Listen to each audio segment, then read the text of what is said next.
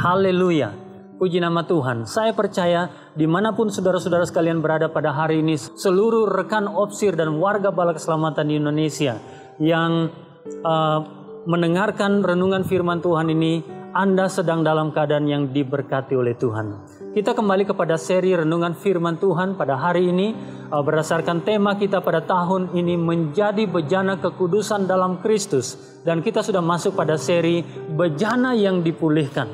Saudara sekalian, bejana yang dipulihkan, kita akan berbicara secara khusus kembali dengan referensi bagian firman Tuhan dari Yeremia pasal 3. Namun sebelumnya, mari kita berdoa.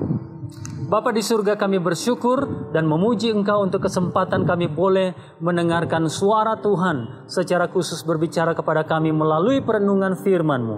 Hari ini, meskipun dengan sedemikian sederhananya disampaikan bagi kami berdoa kiranya Engkau berkenan memberkati dan menguduskan perenungan firman Tuhan ini. Jadikan kami pendengar firman Tuhan.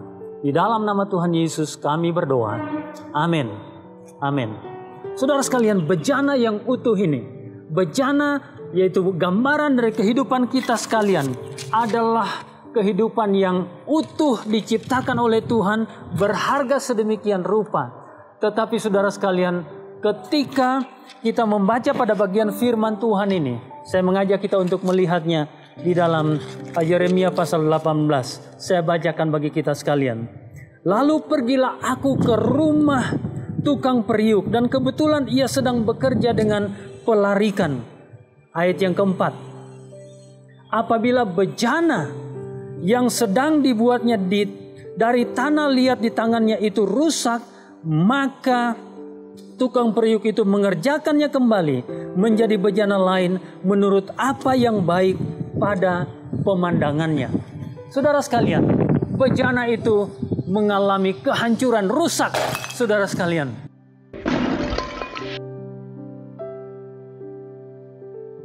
Dan kehancuran itu menyebabkan setiap orang yang memiliki bejana itu mengalami rasa sedih, rasa kehilangan, dan bahkan rasa duka. Apalagi kalau bejana itu adalah bejana yang sedemikian mahal harganya. Tetapi pembacaan firman Tuhan tadi memberikan gambaran pengajaran kepada kita tentang Allah yang adalah ahlinya memperbaiki apa yang rusak. Ia mengumpulkan kembali bejana itu, memperbaikinya, saudara sekalian, dan menjadikan bejana yang baru. Di dalam ayat pembacaan tadi dikatakan demikian, apabila bejana yang sedang dibuatnya dari tanah liat di tangannya itu rusak, maka tukang periuk itu mengerjakan kembali menjadi bejana lain menurut yang baik pada pemandangannya.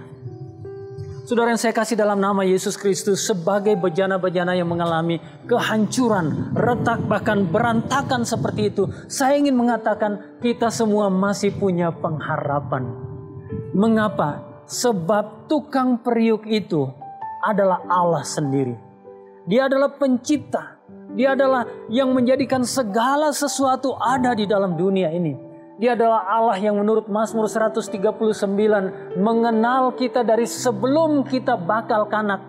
Dia adalah Allah yang melakukan restorasi terhadap kehidupan umat manusia. Dia adalah Tuhan di atas segala sesuatu.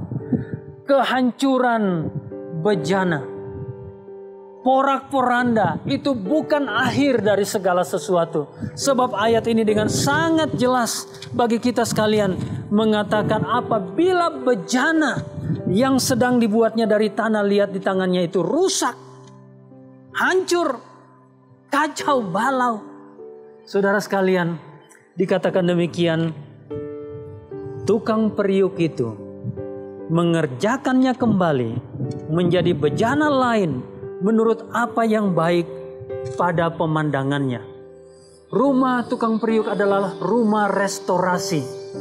Rumah tukang periuk adalah rumah pemulihan. Rumah tukang periuk adalah rumah tempat memperbaiki bejana itu. Rumah tukang periuk adalah tempat membentuk kembali menjadi bejana-bejana yang dikehendakinya. Allah memiliki rencana kehidupan bagi saudara sekalian. Sebab aku mempunyai rancangan-rancangan yang indah bagimu. Aku tahu apa untuk masa depanmu. Aku tahu apa yang terbaik bagimu. Bagaimanakah caranya supaya bejana yang hancur, rusak, porak-poranda ini bisa dipulihkan kembali? Saudara yang saya kasih dalam nama Yesus Kristus, saya tidak ingin membagikan banyak ayat bagi saudara sekalian. Pada hari ini saya hanya ingin saudara kembali pada ayat yang keempat. Secara khusus saya ingin saudara merenungkan baik-baik. Apabila bejana yang sedang dibuatnya dari tanah liat itu rusak. Saudara bertanya, adakah saya sedang mengalami kerusakan? Adakah saya sedang mengalami kehidupan yang hancur porak-poranda? Adakah saya sedang mengalami kehidupan yang rasanya tidak berarti lagi? Allah melalui Yesus Kristus, Sang Penjunan yang agung itu, tukang periuk, pembuat bejana yang tidak terbatas itu, hari ini menjanjikan bagi kita sekalian, Ia sanggup memperbaiki kehidupan kita. Ia sanggup memulihkan kehidupan kita yang hancur. Syaratnya hanya satu saja. Mari, datanglah ke rumah tukang periuk itu. Datanglah kepada Yesus Kristus yang telah diutus oleh Allah Bapa di surga untuk menjadi tebusan bagi kita, untuk menjadi pemulih bagi kita, untuk menjadi jalan satu-satunya agar hidup kita yang porak-poranda kembali kepada Allah dipulihkan. Kalau ada di antara saudara pada hari ini yang sedang dalam keadaan yang demikian, saya ingin mengatakan itu bukan akhir dari segala-galanya. Mari datang kepada Tuhan. Ia telah menunggu. Ia telah menunggu. Minggu lalu saya mengatakan dan mengutip ayat yang kedua, pergilah ke rumah tukang periuk. Tuhan sedang menunggu saudara. Kita berdoa. Bapa di surga, kami datang kepadamu untuk bersyukur atas firman-Mu yang sederhana disampaikan. Satu ayat secara khusus mengingatkan kepada kami bahwa Engkaulah tukang periuk, Sang Penjunan yang sanggup memberikan pemulihan bagi kehidupan kami yang hancur sekalipun dapat dipulihkan. Puji nama Tuhan. Dan kami berterima kasih di dalam Yesus Kristus yang telah dihukum di atas kayu salib menjadi dosa bagi umat manusia, sebagai gambaran betapa Allah mencintai kami dan ingin memulihkan kehidupan kami.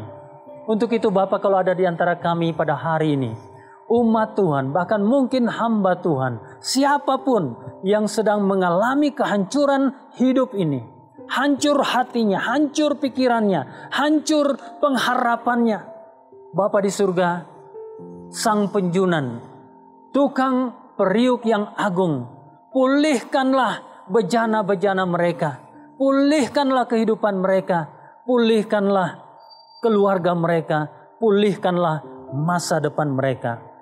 Terima kasih Bapa, kami percaya janji-Mu digenapkan bagi kami sekalian. Di dalam nama Tuhan Yesus kami berdoa. Amin. Amin. Tuhan memberkati saudara sekalian. Haleluya.